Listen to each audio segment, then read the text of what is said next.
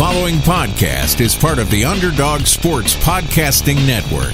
For a full list of our shows, as well as breaking sports news and engaging feature stories, visit us at www.theunderdogsports.com.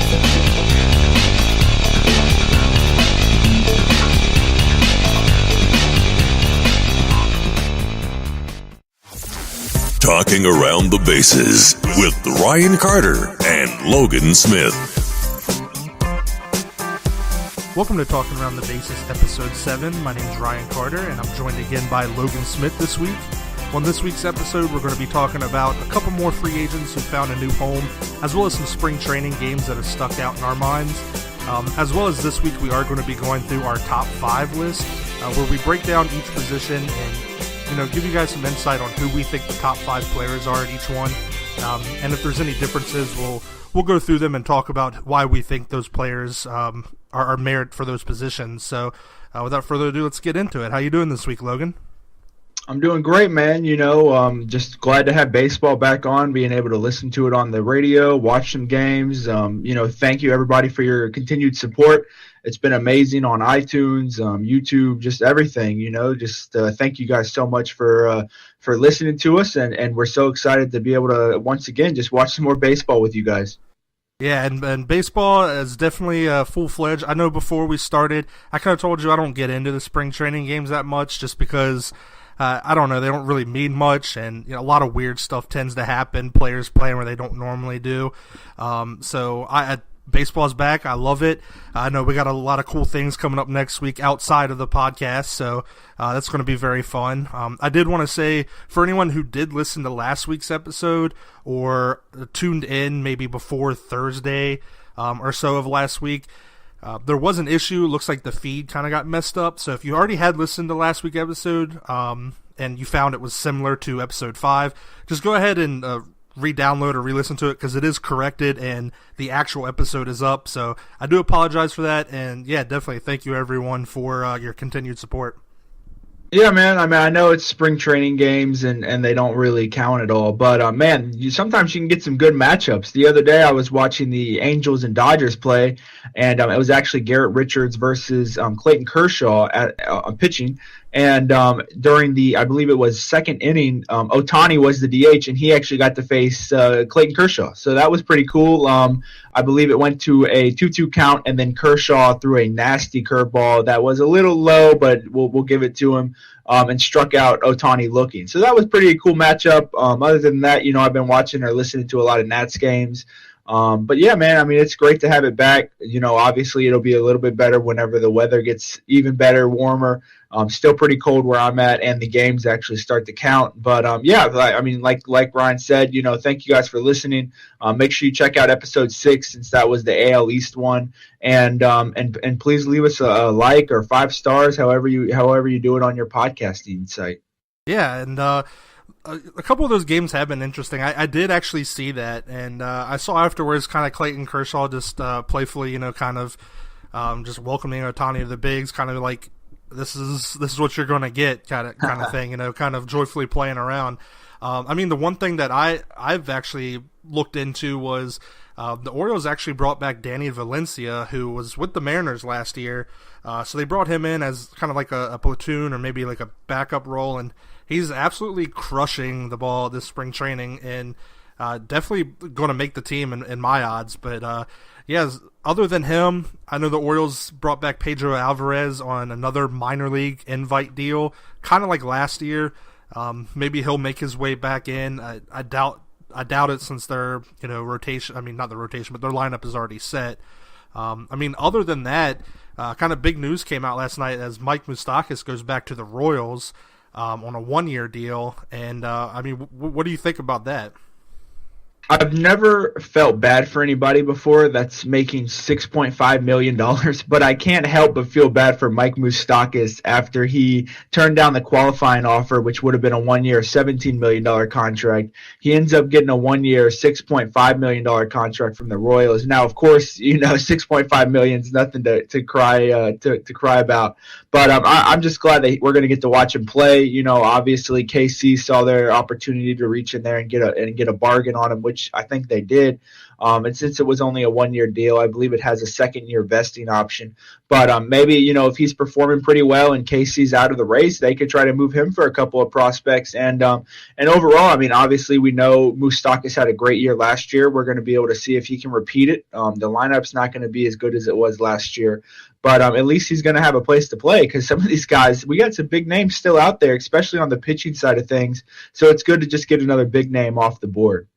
Yeah, and it's really weird for a guy who, last season hit 38 home runs, 85 RBIs, had a .272 average, a guy who really crushed the ball last year and was this far late into signing. That just shows you a lot of depth to these teams.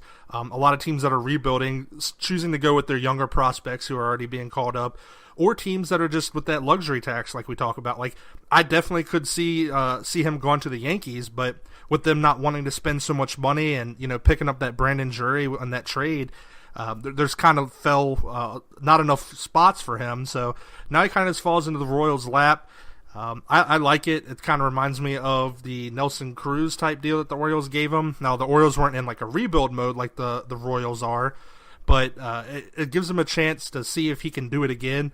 A lot of teams might have seen his 2016 stats where, he was hurt, didn't play much, kind of didn't have a spot for him, only played in 27 games, and his 2015 and 14 stats where he didn't put up quite the numbers, but maybe teams are just seeing like, hey, if he puts up another year like this, he can get a bigger contract, or maybe the Yankees next year, who knows. But definitely a good move for him to finally find a spot to play at and kind of prove his worth. And like you said, maybe they just trade him if he has a good year. And another piece that the Royals picked up on a 1-year deal that they could trade for prospects is outfielder John Jay, formerly with the Cubs. That's a nice pickup for them. Don't pay him very much, and that way it brings them another veteran lefty hitter. So that lineup's kind of becoming a little bit more interesting, at least with maybe some pieces like we said that they can deal at the deadline, or if they find themselves playing all right in a pretty weak division into near the All-Star break, maybe they make a couple moves to pick up a couple of cheap guys, veterans, and they could even make a push for the wild card spot if they decided. So definitely the Royals making some interesting moves. It doesn't seem like there's very high risk with them being a bunch of 1-year deals, and they might be at least a little bit more interesting to watch.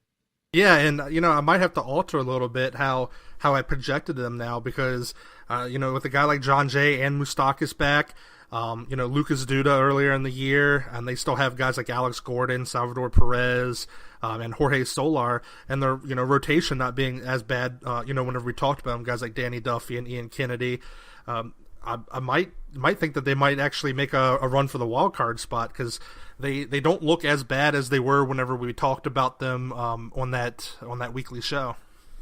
Yeah, thankfully for us, we have our projection show, which is the last one before the season starts, and I have to say I'm really looking forward to that one. We're going to be projecting, how we think the standings are going to break down officially, maybe some award winners, maybe even the World Series winner, playoff series. So that'll definitely be something that everybody can look forward to, because I know I am.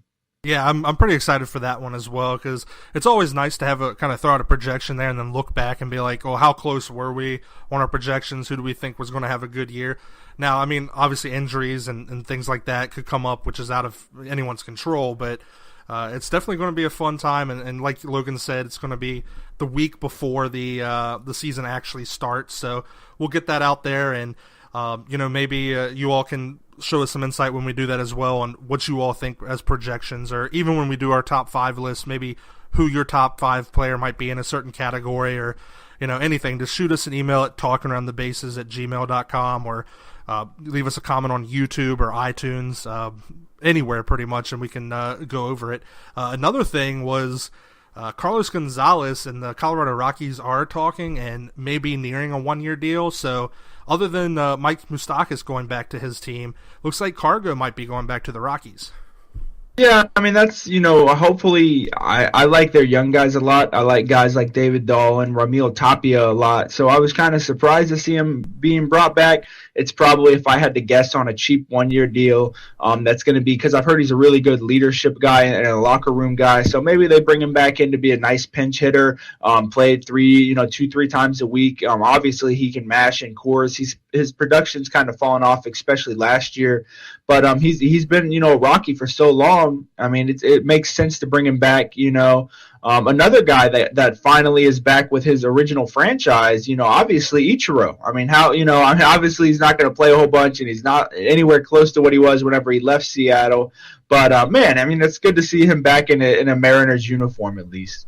Yeah, and who knows? They may give him some time, or who knows what it is. If it's just like if he's just going to go out there a couple of times or what. But it's definitely not something that they're just going to have him come and then retire. I think he's going to be like a bench player. He's been doing well in his trainings, and during spring training, I heard that he looks good. So who knows? I mean, he could have some left in the tank. How old is that guy? I think he's like 40 something now. He's like 44 the last 44? time I looked. Yeah, I'm not 100% sure. But, I mean, man, that guy keeps himself in great shape. So, I mean, honestly, let him go till he's 50. I mean, honestly, he knows more about hitting than most people, he's forgotten more than most people will ever know about hitting. So, I mean, I'm sure just having him in the locker room. Yeah, he's 44 years old.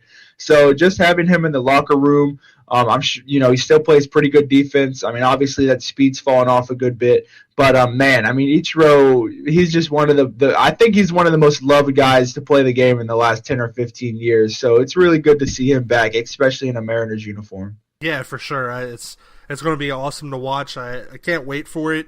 Of course, just a couple more weeks away until that opening day on the 29th of the Thursday. So. It's going to be awesome to watch some games that week for sure, and maybe some of the guys that we have in our top 5 list will come out strong and prove that we know something. Maybe I don't know. We'll have to see. Yeah, for sure. And before we get started on our top 5 list, we did create a Google sheet without seeing each other's first and then inputted them together. If anybody wants to check it out or to give us their top 5 list at each position, like Ryan said, we can give you the Google sheet, or you can send us yours at Gmail, on our Gmail account. We'd love to see who you guys think are your top 5 at each position, or if you guys agree with either my list or Ryan's list more. Let us know who you think is better, and we'll definitely be comparing it at the end of the year, or at least talking about it to see how it all shook up. Yeah, and for sure, like you said, the way it worked is Logan went ahead and did his top 5. I did mine and jotted it down on my notepad here, then opened up the Google sheet and put it in, and definitely some interesting stuff that we'll get into. As we both thought, there was going to be a lot of guys that kind of matched up a little bit, and just because of who they are in the league. But without further ado, I guess we can get right into it, and we'll start with first the catching position. And my top 5 catchers in the league that I have currently is at number 5 I have Mike Zunino. Then at 4 I have JT Realmuto. Then I have 3 Salvador Perez, 2 Gary Sanchez, and then 1 I have Buster Posey. And then we'll go ahead and hear what Logan has. Yeah, and just so everybody knows, this is not fantasy related. This is actual baseball. This is everything, fielding, running, hitting, everything. So just so everybody's clear on that. My top 5 was JT Realmuto, number 4 Salv Perez, 3 Wilson Contreras, 2 Buster Posey, and number 1 was Gary Sanchez for me. Yeah, definitely. And as you can tell, Ari, we do have a little bit different there. I guess one guy that kind of sticks out on your list that we were talking about is Wilson Contreras. So why don't you just give us a little insight on, I guess, why you had him in your top 5? Yeah, I mean, he's going into his age 26 season. The dude has probably one of the best, if not the best, arms in the big leagues. I mean, this guy is throwing at every chance he gets. He loves to show off that arm. He loves to throw down to first. I mean, and he provides a really good, I think a really good hit tool. Last year had 117 games, just under 400 at-bats. He hit 21 homers with 75 RBIs, 276 average with a 356 on base percentage. So, he's good at hitting the ball. He's obviously in that Cubs lineup, which is a really deep lineup. And I really love the way that he either calls a game or that arm, especially because he can really, control the base pass just with that cannon on his right arm. Yeah, it's a guy that I would definitely, if we did like a top 10 list, I would definitely have him in my top 10. Right on the outskirts as the 6 in my opinion. I decided to go with Mike Zunino in my top 5 and have him as the 5th best, just because I feel like over the years he has trended upwards. He is a former first round pick, 3rd overall. He's a guy who has, shown great discipline at the plate. Last year, he kind of had a breakout year, and he had 25 home runs, 64 RBIs, a 251 average, posted a 3.6 WAR. So a guy who definitely is turning around offensively.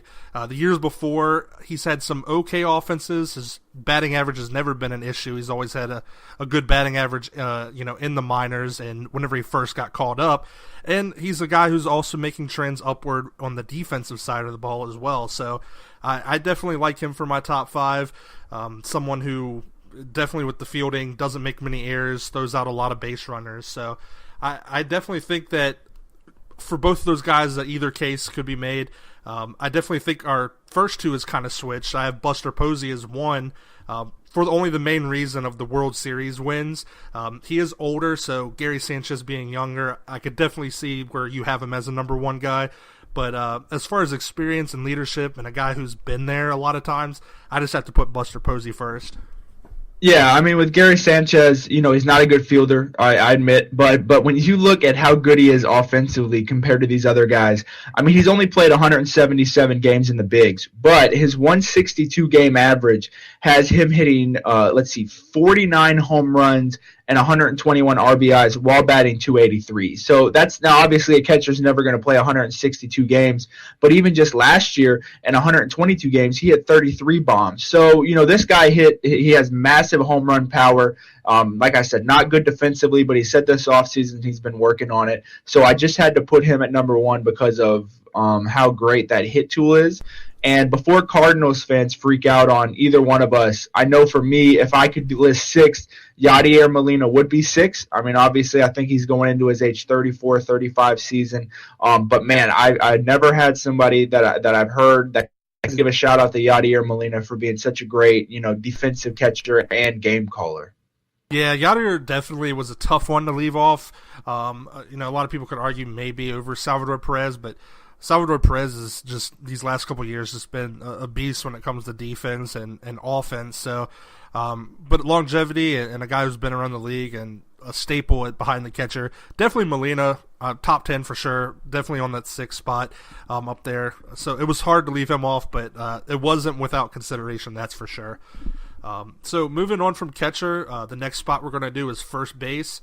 So my top 5 is number 5 I have Miggy Cabrera. 4, I have Anthony Rizzo. 3, I have Freddie Freeman. 2, I have Joey Votto. And 1, I have Paul Goldschmidt. And for my top 5, I have Jose Abreu at 5, Anthony Rizzo at 4, Freddie Freeman at 3, Paul Goldschmidt at 2, and Joey Votto at 1. So once again, our top 2 are switched.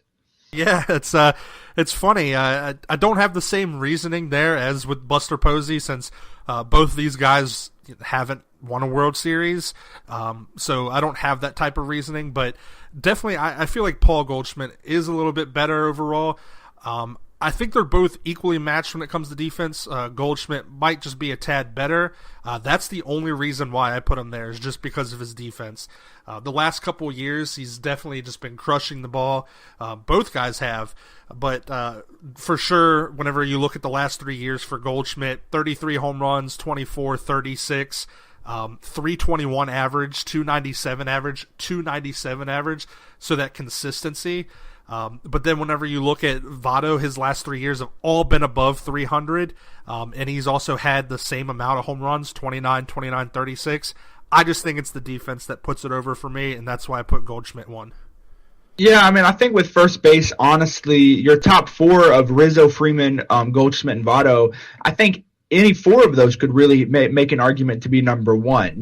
For me, I like Votto just because I love his on-base skills. Even in being such in a bad lineup for the past couple of years, this guy is putting up on-base percentage numbers that are over 430, even 450 sometimes. So, I mean, this guy knows how to get on base. I think he's probably one of the best hitters in the league, easily has the best eye. This guy, I mean, some of the times he's not over aggressive, which sometimes, they kind of want him to be to drive in some runs, but that's just not him. He's a great number 2 hitter, number 3 hitter. He's the best hitter in your lineup, and he's just going to get on base. I just want to give a shout out to my number 5 guy, Jose Abreu, who seems to be Mr. Consistency. This guy's always going to hit either 290 or up. He has all 4 years since he's been here. Last year at 33 home runs, 102 RBIs, and he batted 304 in a really bad lineup. So I just wanted to say, obviously Miggy, he's one of the best hitters of all time, just a great hitter. I think we really saw a decline last year, whether it was due to injury or just old age. So I left him out just on the cusp of it, but I just wanted to give a shout out to Jose Abreu, and all top four of either of our first basemen, I think, could make an argument to be number one. I think so too. The interesting thing is on my piece of paper here's how my top five originally was. I had Goldschmidt in there. I had Votto. I had Jose Abreu. I had Rizzo and Cabrera. And then I got to thinking, I forgot about Freddie Freeman. And Freddie Freeman is just so good that I just couldn't leave him off. Definitely probably the second best first baseman in the National League as we both have it. And I just forgot about that. And I couldn't leave Miggy out there. I think he is a top five. Last year, could be injury, could be old age, but whenever you talk about Mr. Consistency, that is what Miguel Cabrera was. And he's a guy who obviously has those World Series with the Marlins. Guy who hit 300 for, let's see here, 1, 2, 3, at least 8 or 9 years straight. Yeah. So he's just a guy who puts up those numbers year in and year out. I can't leave him out of the top five just because of one bad year. Jose Abreu, I do definitely agree. He's very good, but definitely not in my top five. Moving on, we do have our second baseman, where it gets a little interesting here. At 5, I have Javier Baez. 4, Jonathan Scope. 3, Robinson Cano. 2, Daniel Murphy. And then 1, of course, Jose Altuve. Yeah, that's one we can definitely agree on. For 5, I have Jonathan Scope. 4, Robinson Cano. 3, Brian Dozier. 2, Daniel Murphy. And obviously number 1, Jose Altuve. Yeah, and the interesting part here is, I didn't even think about Brian Dozier at all. Like, he didn't even come across my mind. And these last 3 years, he's just been raking the ball. So, I see that is a difference. So I guess that would have to go into your thinking on why he was there. Yeah, last year, he's never been known for his glove. He's obviously a bat first, second baseman in most people's opinion. But last year, he even threw in the Gold Glove, which we know, it doesn't mean it's more of a popularity contest, but still, at least it's something that I can throw in there. But man, this guy just rakes, man. In 2016, had 42 bombs, with 18 stolen bases. Last year, 34 bombs, 16 stolen bases, hitting around 270. So yeah, I really think, at a position that's generally not known for its offense, Brian Dozier brings some power to that spot, and he's only 30, going into his age 31 season, and I think finally that Twins lineup is getting a little bit more exciting with guys like Logan Morrison and Byron Buxton around him. So yeah, I really like Dozier. He's not going to do the same things, maybe like I see you have Javier Baez, who's just a defensive whiz out there and has massive power as well. But yeah, I'll take Dozier at 3. I really like that spot for him.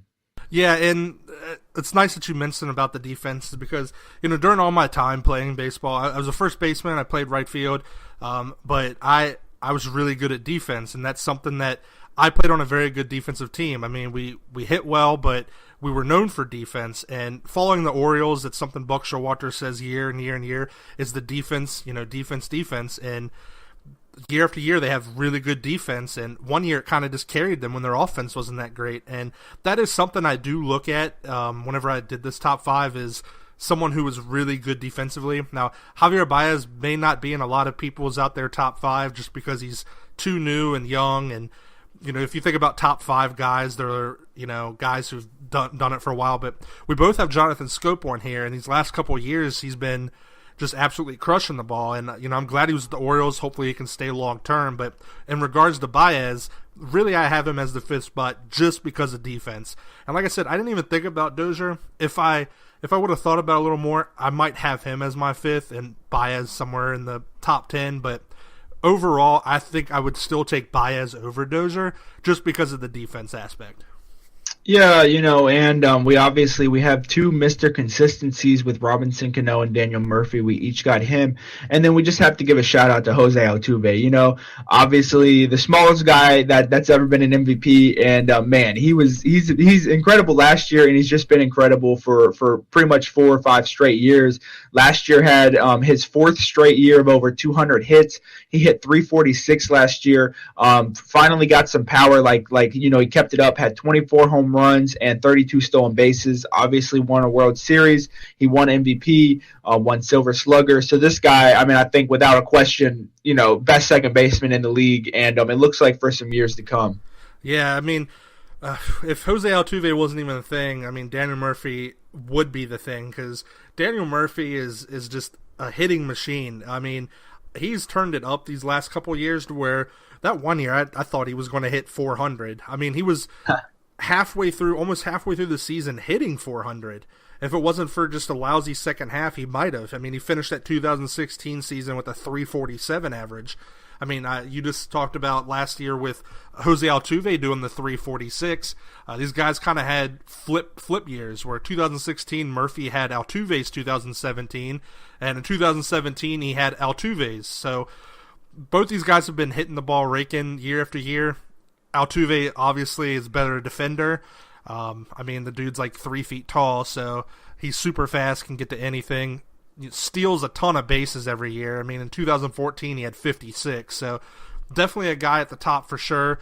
I mean, it's a whole new thing if we were just to say the top 5 in the league, because I mean, definitely he would be in my top 5 in the league for sure as a hitting standpoint. Gets a little dicey when you come into pitchers.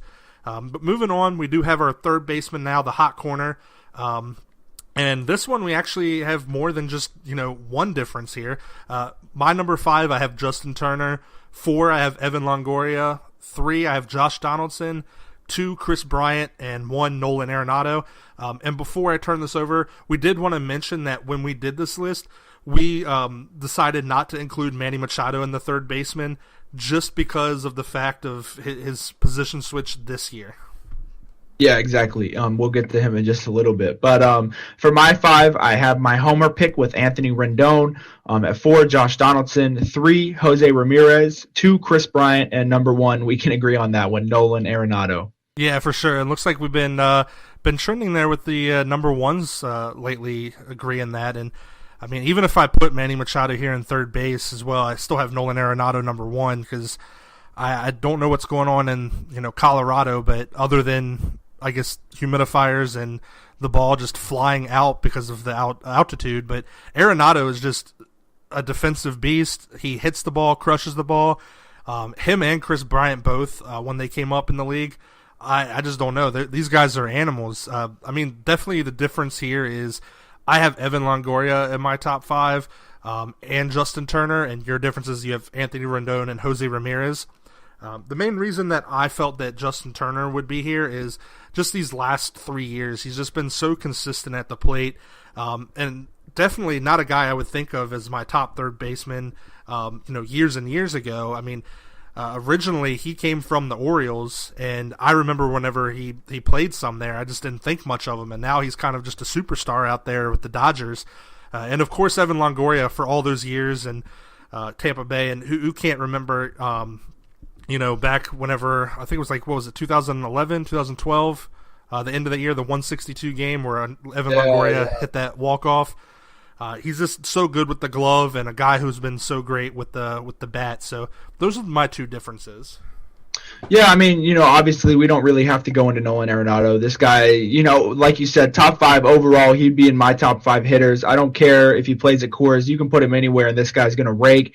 And he's probably the best defensive third baseman to go along with it. So Colorado, they know they have a star, and they definitely do. With Anthony Rendon, I might have a little bit of my bias going there because I get to watch him almost every day. But, man, this guy plays a great third base. He hit 300 last year. He walked more than he struck out, and he hit 25 home runs, which isn't, amazing at third base, but still, he's a good hitter, hits a lot of doubles, had 100 RBIs and threw in 7 steals. So, Rendon's one of those guys, I feel like he's underrated just because if somebody got to watch him every day, I feel like they'd really appreciate him more. Finished top 6 in MVP last year. And Jose Ramirez, I don't know what else I could say about him. We talked about him with the AL Central preview. He played second a lot, but he played more third, so we decided to put him in at third base. Last year, he led the league in doubles, hit 56 of them, had almost 30 home runs, 17 stolen bases, and he batted just under 320, finished top 3 in MVP.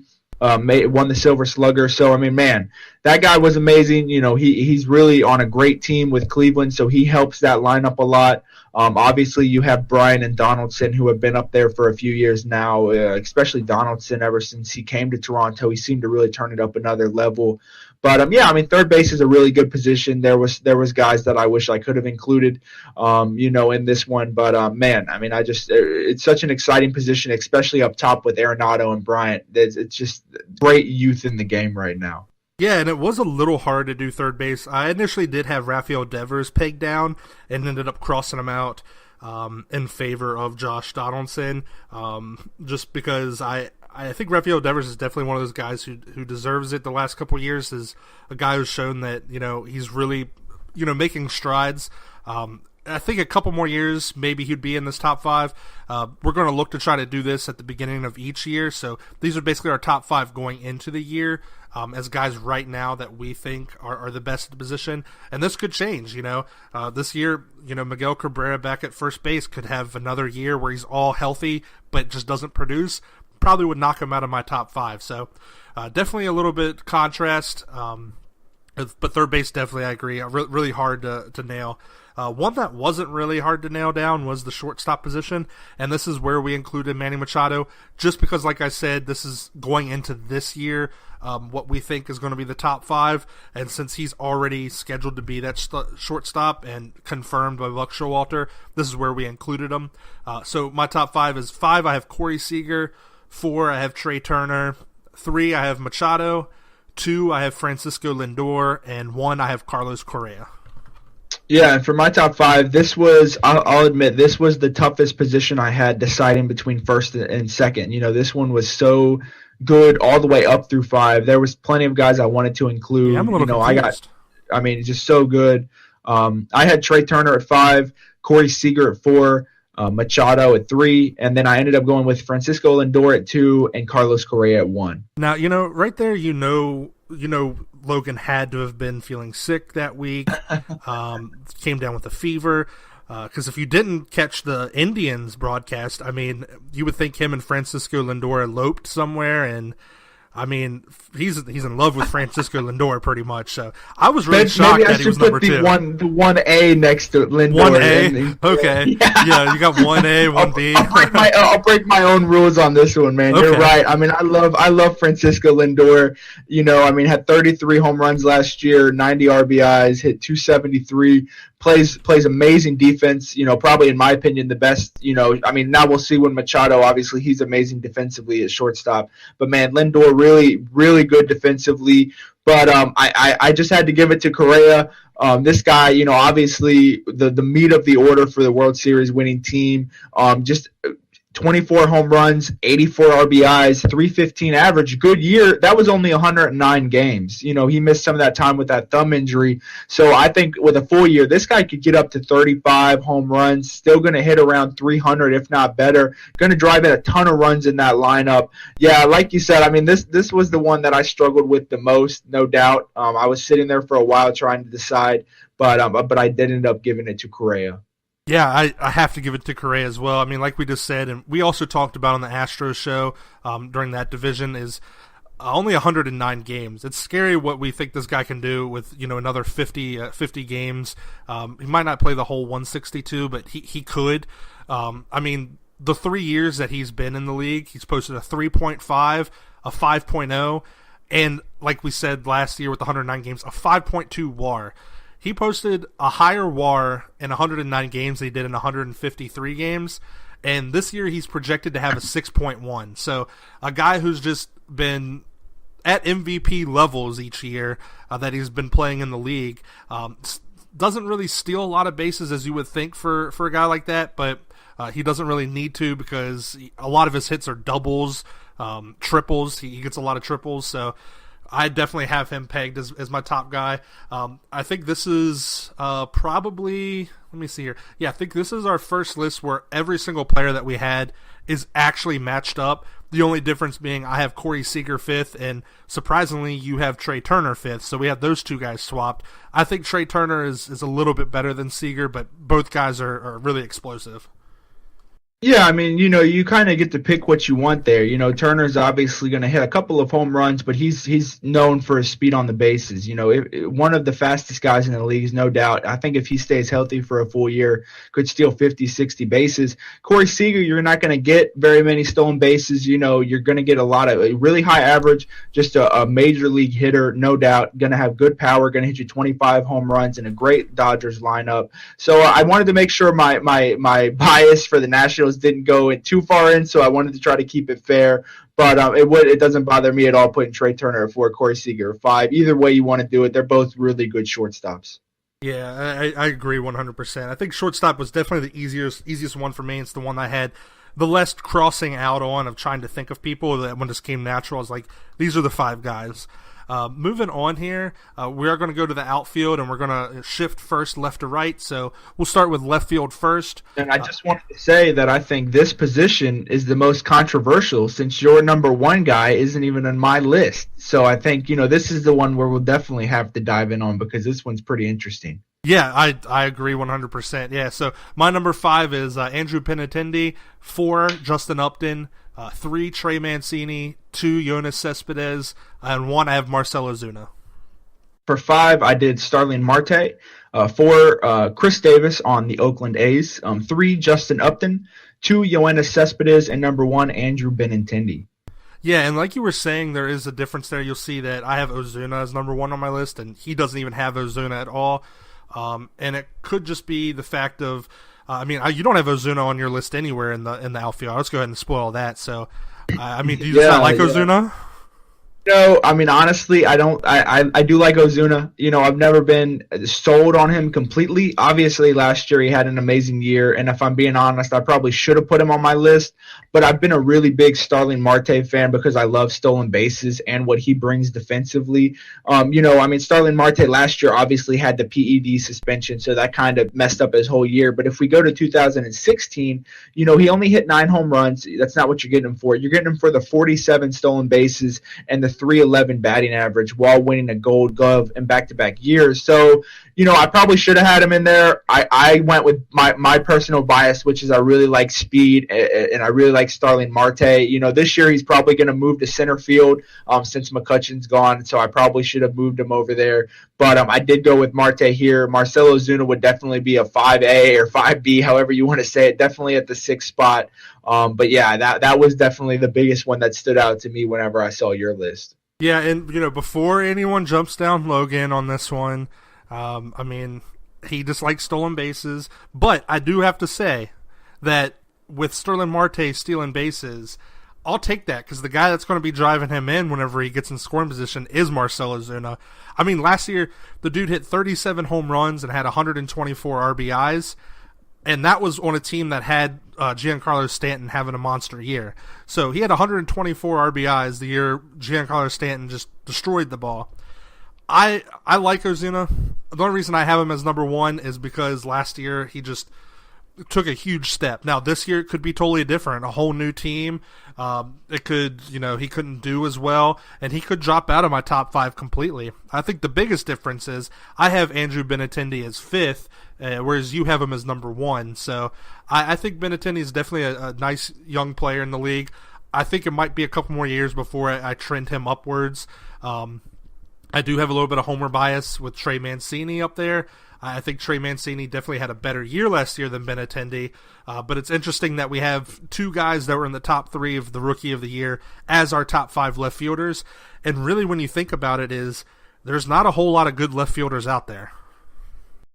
Yeah, there was a couple of guys, obviously I thought about Marcell Ozuna and Adam Eaton to put in here. But the 2 guys I want to touch on is, like you said, Benintendi. Last year he went 20-20 with a 270 batting average, but a 350 on base. So I really think, and since he's going into his age 23 season in that ballpark, in that lineup, I really think he's going to have a massive year. He won the Golden Spikes in college, best overall college player, got drafted by Boston, and he's really stood out. Yoenis Cespedes, as we talked about with the NL East talk, he just needs to stay healthy. Justin Upton, obviously, now he's moving to LA with Mike Trout, so he's going to be in a really good lineup. And I think one of the most underrated guys in the league, as we talked about with the AL West, is Chris Davis. This guy was with Milwaukee, did pretty well. Then he went out to Oakland. Obviously, Oakland hasn't been very good, so not a lot of people are going to talk about him. The dude in back-to-back years has hit 42 and then 43 home runs with over 100 RBIs. Now, his batting average is going to be around 247, 250, and he doesn't play great defense. But as I talked about with Brian Dozier at second, I love power as well, as long as speed. So, I mean, Chris Davis is not going to bring you very many stolen bases, but hitting 44, 43 home runs in back-to-back years, man, I had to put him on the list just because in that lineup, he can still manage to get it done. Yeah, and I definitely would have Chris Davis in my top 10 for sure. I think he's a really great player. Of course, talking about Upton going to L.A., I think Upton's had a couple down years. I mean, obviously with Detroit, he didn't have a really good year. I don't know if it was just a mental thing or what was going on, but we'll see if this can jumpstart him to where having a whole another full year here to get acclimated, and we'll see how Upton kind of progresses. Definitely, I think his defense is good, and he has a lot of power, so that's why he's on my top 5. Mancini, of course, like I was talking about earlier, definitely only one really year in the league. Insane to have him as left field when there's other guys out there, kind of like Adam Eaton. I did think about Adam Eaton, but it is, like I said, it is kind of hard with left field and how it's projected and who all's out there. It's kind of one of the weaker positions compared to right field and center field. And speaking of center field, our next list here is pretty much picture perfect. Number 5, I have Byron Buxton. 4, I have Christian Yelich. 3, George Springer. 2, Charlie Blackmon. And 1, Mike Trout. Yeah, I'm not even going to waste time going over mine because it's the same exact as yours. We did this one the same exact way. So I'll just go right into talking about probably the most controversial pick on this list, maybe Byron Buxton. He hasn't really ever hit. He was obviously a top prospect, but man, if you can watch this guy play defense, that's what makes baseball so exciting because he's finally starting to figure it out with the bat. Last year, 16 home runs, stole almost 30 bases, only hit 250. But man, this guy plays one of the best center fields I've seen in a long time, man. He can run and get it. He's always robbing home runs, making diving catches, throwing guys out at running the bases. This guy just, I think he's the first guy on the list that may not be top 5 with his bat, but he brings so much extra defensively. We had to put him on the list. Yeah, I had to put him there. The hard part for me if you definitely listen to let's talk about the Cleveland Indians, you would definitely think me and Logan are huge Indians fans, which just isn't the case. But it was hard for me not to put Bradley Zimmer on this list. I was thinking about putting him as number 5. I thought about it for a while, and in the end, I just had to go with Byron Buxton. So I definitely agree with you. It's definitely one of the more controversial ones, but I just feel like going into this season, he's definitely a guy that's just going to keep trending upwards. He's having a great spring training as well. Just hit his first home run the other day, so I think that definitely deserves to be in this top 5. It was also hard for me not to put Adam Jones in the top 5 because I've been watching Adam Jones for a while, and a guy who all-star all the time, made that great defensive catch to rob Manny Machado in the World Baseball Classic. Great defender, consistent every year with the bat. It was really hard not to put him in the top 5, but I mean, it's just hard to compete with guys like Trout, Blackmon, Springer, Yelich, all these guys that are just so good right now. And it's definitely years ago I wouldn't think I had Charlie Blackmon as my second best center fielder, but these last couple of years has just been insane. Man, last year this dude was leading the league in runs, hits, triples, batting average, total bases, top 5 MVP finish, won the Silver Slugger. I mean, Charlie Blackmon, even though, he plays in Coors, whatnot, man, he had a great year. There's no way you can't put him on your top 5. Obviously, Mike Trout, we don't have to talk about him. He's the best. He'd be number 1 probably in the top 5 number 1 players everywhere. In the league. Yeah, he's my number 1 second baseman. Yeah. He's number 1. That doesn't matter. Just put him wherever you want. He's going to be best. But, Christian Yelich, it's going to be really exciting to get him out of that big ballpark in Miami and put him in Miller Park, which is finally a good hitter's park for him to play in. So his numbers could go up.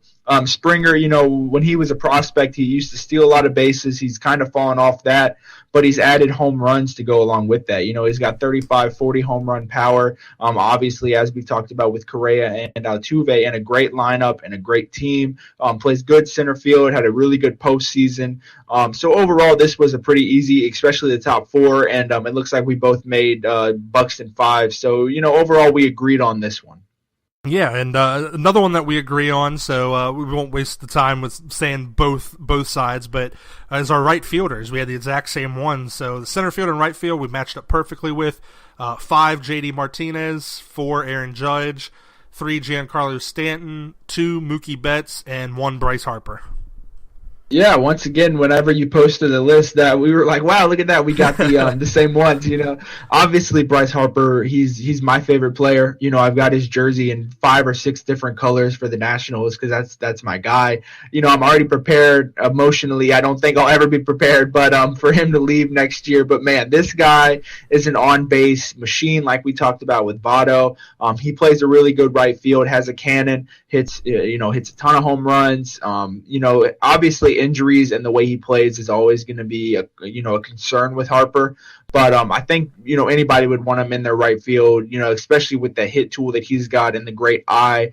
Obviously with Stanton and Judge, we don't really have to go too far into them because we know they just hit a ton of home runs, and it's probably only going to get better this year since they're on the same team. Aaron Judge, Rookie of the Year, had the most ever home runs for a rookie last year. I mean, it wouldn't surprise me if these two hit 100 home runs combined next year. Obviously they're gonna crush the ball. J.D. Martinez is going to be exciting to watch in his new ballpark. His biggest thing is he's never really stayed healthy. He's only played more than 120 games one time in his career. So, we'd love to see him play 150, 160 games for Boston. Hopefully that's what happens if they DH him a whole bunch. But the one guy, his teammate that I wanted to talk about is Mookie Betts. This guy, top 6 MVP finishes back-to-back years, Gold Glove back-to-back years, All-Star games back-to-back years. Last year, 24 home runs, which was a little bit of a drop-off, 102 RBIs. Batting average went down a little bit, but his on-base was almost 350. He walked just about as much as he struck out. He plays a great right field. He could probably be put in center field and be just fine. This guy is a really great superstar for Boston. Kind of a quiet guy, so not a lot of people really see him as, maybe the face of the team, ever since Ortiz left. But this guy is filled in nicely for Boston. He's really a good hitter and just good overall player for them. Yeah, and something to point out is, a lot of people who might be listening to at this particular time right now is that we have 2 Red Sox and 2 Yankees both filling that right field. Obviously, both guys can't stand out in right field, but we can't really put them anywhere else. I mean, of course, we could throw J.D. Martinez or Stanton in the DH spot, but we just don't know how the managers are going to fill out their lineups. We don't know if they're going to move Mookie Betts, like you say, to center field and let J.D. play right field.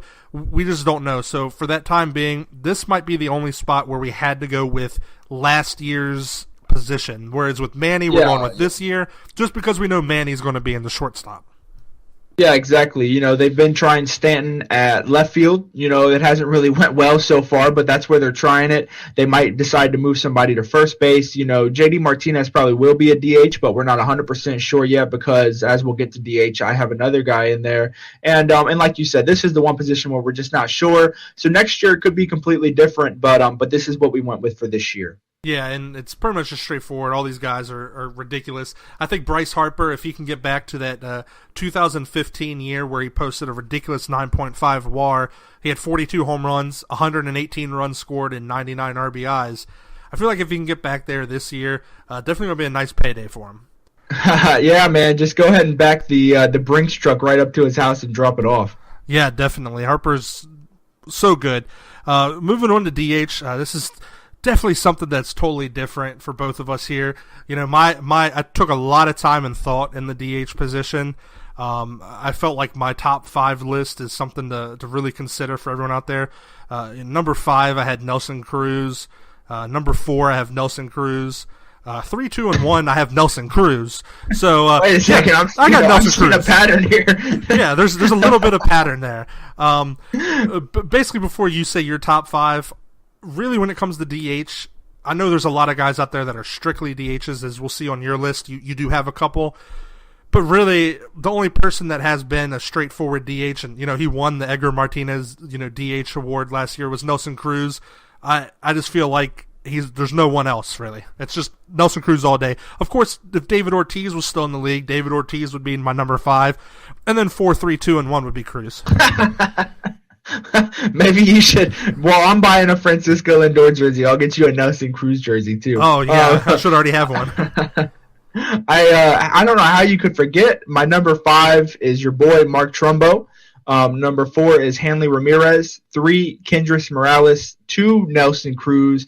And at number 1, I have Edwin Encarnacion. Yeah, definitely. Like I said, really good list. I mean, all those guys, respectable DHs.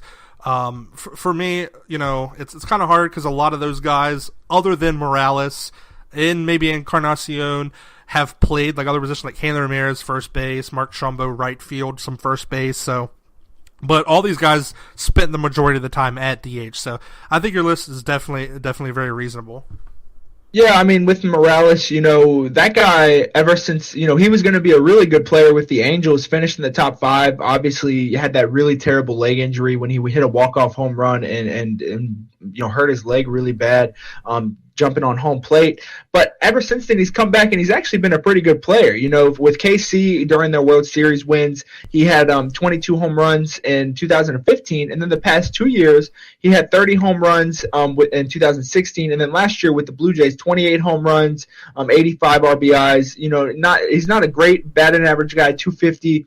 308 on base. So that's why he's at number 3 for me. Obviously, I'll let you talk about Nelson Cruz, but my number 1 guy, monster for the Blue Jays for such a long time, just, absolutely crushed the ball. Last year with Cleveland even had a really good year, 38 bombs, 107 RBIs with a 377 on base, top 20 MVP voting, and that's for a DH. So, that's a guy, I don't think he's going to get a whole lot of time at first since they just brought in Yonder Alonso. So, I mean, you can obviously argue Cruz or Edwin, I think, as easily the top 2 above 3, 4, and 5 for me. That they're pretty much head and shoulders above the rest of these guys.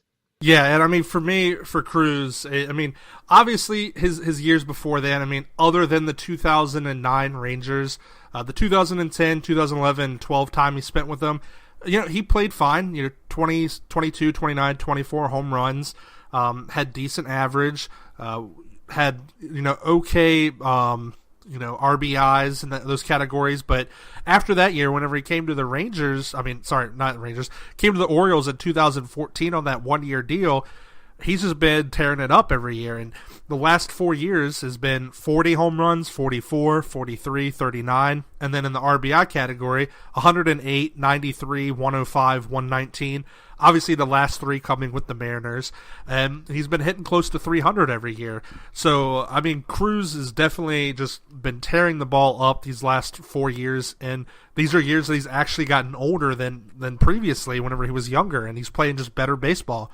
So, for me, Cruz is definitely one of those guys that I'll take him every day in the DH spot. Yeah, you can't complain about it. I mean, you can't complain about having a bat like that in the lineup. The Mariners, they made a really good pickup with him, and he's really paid off for them. Yeah, for sure. The last one we're going to do here is I decided that we're going to do the relief pitching first before the starters, just because I feel like the starters is going to be more to talk about. The relief pitchers, the top 5 is 5 I have Craig Kimbrell, 4 I have Zach Britton, 3 Andrew Miller, 2 Aroldis Chapman, and 1 Kenley Jansen. And for me, at number 5, you guys are more than welcome to yell at me. This one was a really tough decision. The top 4 were easy, but number 5, I flip-flopped a whole bunch, and I went with Felipe Rivero of the Pittsburgh Pirates at number 5, 4 Aroldis Chapman, 3 Andrew Miller, 2 Craig Kimbrell, and number 1, obviously, Kenley Jansen. Yeah, and, Felipe Rivero, I definitely considered him as the top 5. I considered a lot of people. Wade Davis I considered. It's really hard when you think about top 5, but, I put Zach Britton in here just because other than his injuries the last 3 years, he's been the best closer in the league. If he wasn't hurt last year and continued to put up those numbers, he went something like, 60-some games without blowing a save, or 70. It was ridiculous, AL record-breaking.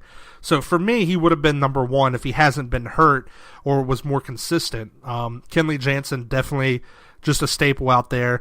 Aroldis Chapman, of course, just with his 100-mile-per-hour fastballs all the time, striking guys out. Definitely a really great closer. Andrew Miller, the weird thing is we don't really have, other than the other guys, he's the only non-closer we have in the top 5 of the relief pitchers. And that's just because I think Andrew Miller's stuff is just nasty anyways. And of course I did Craig Kimbrell last just because I'm not a huge Kimbrell fan. I think he had a great year last year. Atlanta, he was definitely really great, but I think these other guys are just definitely better in my opinion. Yeah, I mean, Andrew Miller, like you said, he's the only non-closer. The last time he had an ERA over 2.04 for a full year was 2013 with Boston when it was 2.64. This guy was a failed starter. Boston turned him into a reliever, and my goodness, did that guy became a stud. I mean, lefty slider is just nasty. He's come, and the thing with Cleveland is they use him in the 7th, they'll use him in the 8th, they'll use him whenever they need him. Obviously, he gets tired in the World Series that one year when he blew a couple of games against the Yankees. But overall, from this guy, he's crazy. He deserves to be on this list, no doubt. And with Felipe Rivero, I probably should have put somebody like a Rafael Iglesias in there, a Corey Knebel, maybe. But I went with Rivero just because last year, 1.67 ERA. He just signed an extension with the Pirates, so he's going to be their closer for a few years. He throws 97 from the left side, really good changeup. So definitely, if anybody wants to argue with me on that one, I'm more than willing to listen because I'm not set in stone on the Rivero pick. But man, the rest of these guys are just they're amazing. Yeah, for sure. I mean, I definitely like all these guys. Relief pitcher it was pretty easy, as well as the starting pitchers, except for our number 5 guys here, which is a little different. 5, I have Steven Strasburg. 4, I have Corey Kluber. 3, I have Chris Sale. 2, I have Max Scherzer, and then 1, I have Clayton Kershaw, some guy out in L.A. Well, I appreciate you giving the Nationals some love on this one, but I had to give number 5 to Noah Syndergaard, and then 4 through 1, Kluber, Sale, Scherzer, Kershaw, the same thing for each one of us. So I'll just talk about Syndergaard really quick. Obviously, last year was a disappointment because he got hurt and he never really got back. But in 2016, which was pretty much like his first full year, he had 183 innings, 218 strikeouts, a 2.29 FIP. Finished top 8 in Cy Young. So, I mean, this guy, he's going into his age 25 season. He throws about a 92-mile-an-hour slider, 101 with the fastball. Obviously, I love Strasburg. I was at his debut. He's one of my favorite players in the game. But I wanted to, like I said, leave bias out of it. So I had to give it to Syndergaard just because, man, he's a really exciting pitcher to watch.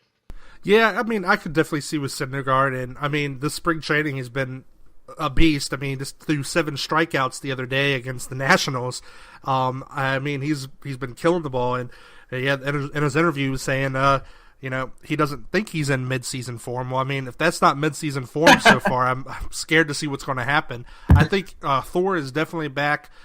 It was tough. I had to go with Strasburg just because of the factor of his wins and his every game throwing like 12 Ks and shutting people out. So I had to go with Strasburg on this one.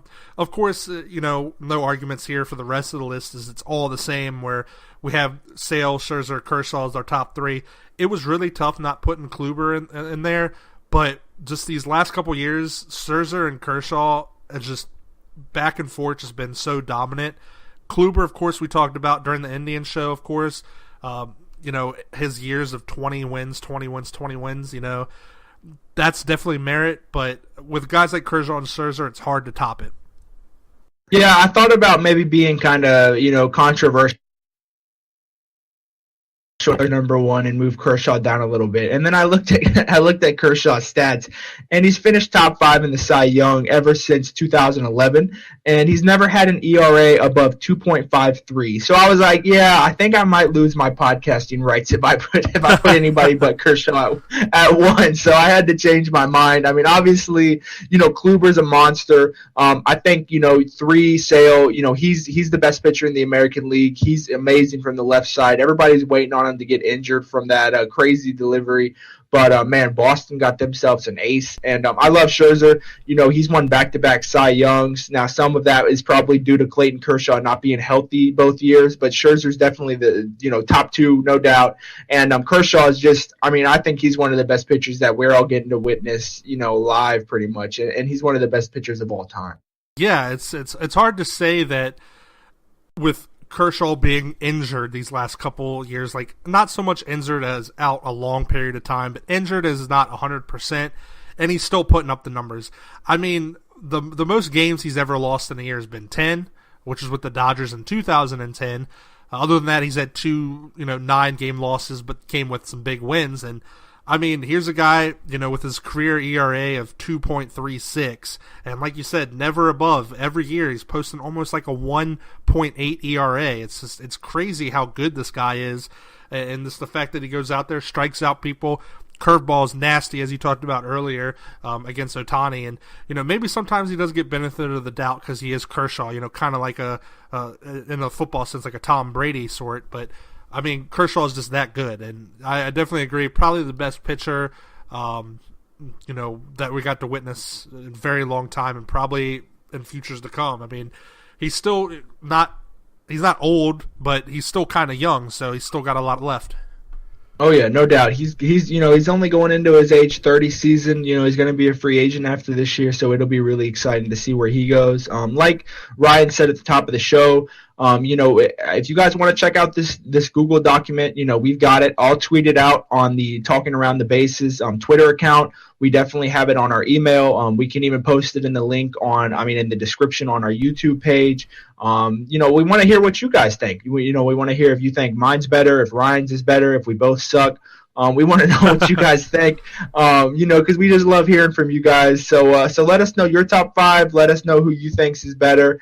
And just thanks everybody for listening. This is a really fun episode to put out. And I think our projection, and whatever we have going next week is going to be really fun to listen to as well. Yeah, for sure. Definitely. I think next week what we're going to do is we'll go ahead and do our award winners, such as Gold Glove, Silver Slugger, Cy Young, who we think is going to be, winning those awards next year. Maybe top 3 of those, maybe top 2. We haven't really decided, but we'll compile all that, and then we'll follow that up with the projection on next week's show, the week before opening day, as to who we think is going to win the World Series, playoff matches, who's going to come out on top, and that type of sort of thing. Yeah, Ryan, that'll be awesome, man. Only 20 days until opening day, so that means next week we'll be able to have all our, everything. We'll be able to put MVPs, Cy Youngs, all that stuff together. We'll put that in a Google Sheet as well, a separate one, and we'll tweet that one out and everything, so you guys can keep up with that and maybe give us your own too. And then, and like we said, the big one where we project the standings and the playoff series, that's going to be a really fun one as well. So make sure you guys keep up the next couple of weeks. Even though we finished up with all the divisions, we still got a lot of exciting content coming out. Yeah, and we look forward to having you all with us next week as well. So thank you all for listening this week, and we look forward to you all listening again next week and for future episodes. So thank you so much again for coming out, Logan. All right, thanks, everybody, and 20 days. There we go.